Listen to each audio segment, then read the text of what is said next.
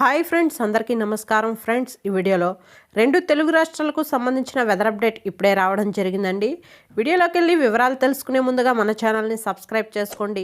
Video నచ్చితే like చేసి support చేయండి. అలాగే మీ యొక్క ఫ్రెండ్స్ అండ్ ఫ్యామిలీకి కూడా షేర్ చేయండి. ఇక ఏమాత్రం ఆలస్యం చేయకుండా టాపిక్ని స్టార్ట్ చేద్దాం. ఆంధ్రప్రదేశ్లో వాతావరణం మారనుంది. ఆగ్నేయ బంగాళాఖాతంలో తూర్పు భూమధ్యరేఖ ప్రాంతానికి ఆనుకుని ఉపరితల ఆవర్తనం కొనసాగుతుంది. అది అల్పపీడనంగా మారుతుందని భారత వాతావరణ విభాగం అంచనా వేసింది. ఈ అల్పపీడన ప్రభావంతో ఈ నెల చివరి వారాల్లో ఏపీలోని మోస్తారు నుండి తేలికపాటి వర్షాలు పడతాయని సూచించింది. ప్రధానంగా దక్షిణ కోస్తా ఆంధ్రాలో అక్కడక్కడ వర్షాలు కురిసే అవకాశం ఉందని తెలిపింది. అలాగే తెలంగాణకు సంబంధించి కనుక చూసుకున్నట్లయితే తెలంగాణ రాష్ట్ర వ్యాప్తంగా చలి తీవ్రత పెరుగుతుంది. రాష్ట్ర వ్యాప్తంగా అనేక ప్రాంతాల్లో చలి పులిలా పంజా విసురుతుంది.